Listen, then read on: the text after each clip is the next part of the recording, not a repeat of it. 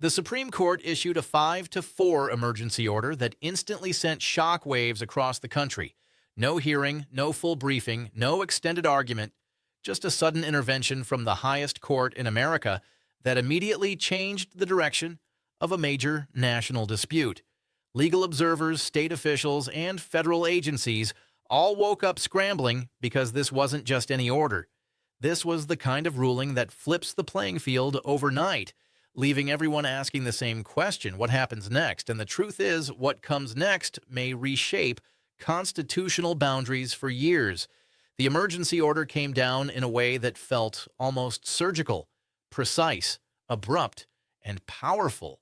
5 justices agreed that the situation below had spiraled too far, too fast, and that the Supreme Court had no choice but to step in.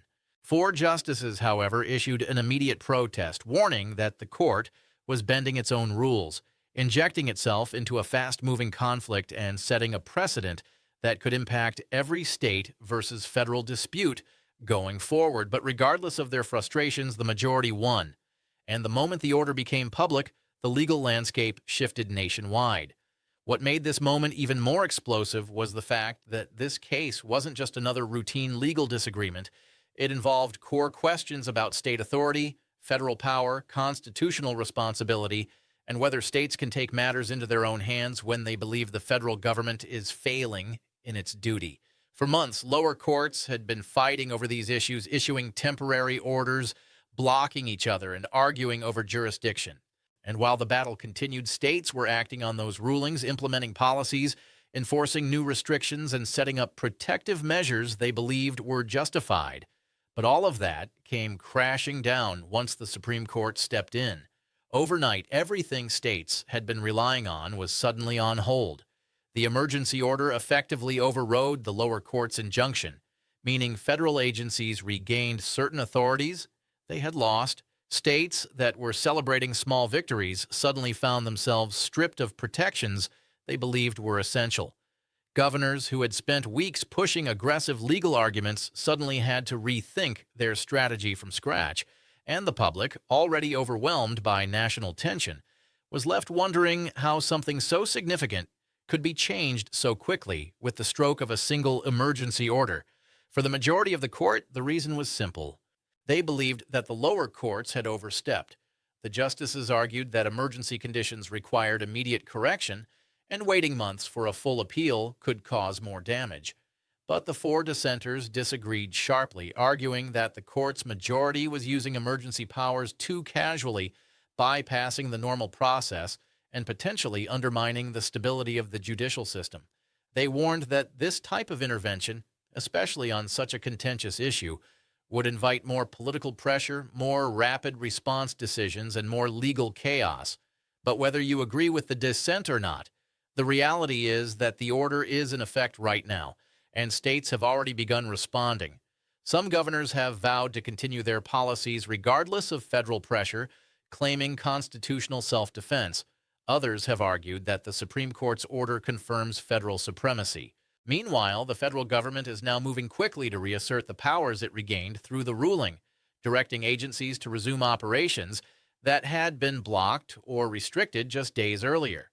This sudden shift has led to a flurry of new litigation. Lawyers are filing emergency motions at rapid speed, trying to either reinforce state rights or challenge the federal government's newly restored authority.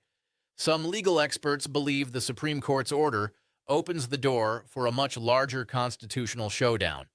Others argue that the court is testing the boundaries of its emergency docket, sometimes called the shadow docket, which critics say gives the court too much power to shape major policies without full transparency. But one thing is certain, the majority's willingness to act so quickly means this fight is far from over. And while the court insists this is only a temporary order, something designed to pause the situation until fuller arguments can be heard, the impact is already huge. The emergency order resets the legal battlefield. It changes how states behave, it changes how federal agencies operate, and it changes the assumptions legal scholars had about how far the Supreme Court will go in emergency situations. But even more importantly, it hints at how the court might rule in the final full decision. If the majority felt strongly enough to intervene now, It's a sign that their eventual ruling may lean in the same direction. What makes this even more intense is that states involved in the case argue they are acting out of necessity, claiming the federal government has failed in its constitutional obligations. They insist that federal agencies are not providing the protection or enforcement required under federal law, forcing states to step in and defend their own citizens. Those arguments have been gaining traction in some courts, with certain judges agreeing that states have a right to take protective action when the federal government fails to do so. But the Supreme Court's emergency order signals that the majority may not view those arguments the same way. This is setting up a massive constitutional collision between state sovereignty and federal supremacy. And depending on where the court lands in its final opinion, the decision could impact far more than this single case. It could determine the limits of how far states can go in asserting self-defense. It could redefine when the federal government has exclusive power. It could reshape how the judiciary handles emergency interventions. It could even change how future presidents wield executive authority. This emergency order doesn't end the conflict. It accelerates it. It forces every involved party to regroup, re-strategize, and prepare for the next phase. States that thought they were winning now have to rebuild their arguments. Federal agencies have to justify the actions they're taking under the restored authority. And the Supreme Court, now fully involved, will have to brace for an onslaught of new filings, emergency motions, and requests for clarification. Behind the scenes, multiple states are currently drafting new legal arguments in anticipation of the next round. In the legal community, analysts are breaking down every word of the court's brief order, trying to read between the lines and predict the outcome of the coming Supreme Court battle. Meanwhile, the public reaction is heating up. Supporters of state authority are accusing the court of siding with the federal government too quickly. Supporters of federal authority argue the court prevented states from overreaching. And millions of Americans watching this unfold online are trying to understand why the Supreme Court keeps making major national decisions through emergency orders instead of full opinions. This debate will only grow bigger as more emergency cases land at the court. And right now, with this 5-4 split, it's clear that the justices themselves are divided over how far emergency intervention should go. But the truth is the Supreme Court acted because it knows the stakes are enormous. By issuing this emergency order, the court has effectively taken control of the timeline. It is signaling that the lower courts cannot move too far ahead without oversight, especially in cases involving constitutional authority. And now the entire country is waiting for what comes next. The full hearings, the oral arguments, and the final decision that could transform national policy. Because what comes next isn't just a ruling. It's a decision that could alter the balance of federal and state power for generations. And for many legal experts, this emergency order wasn't just a reaction to a dispute.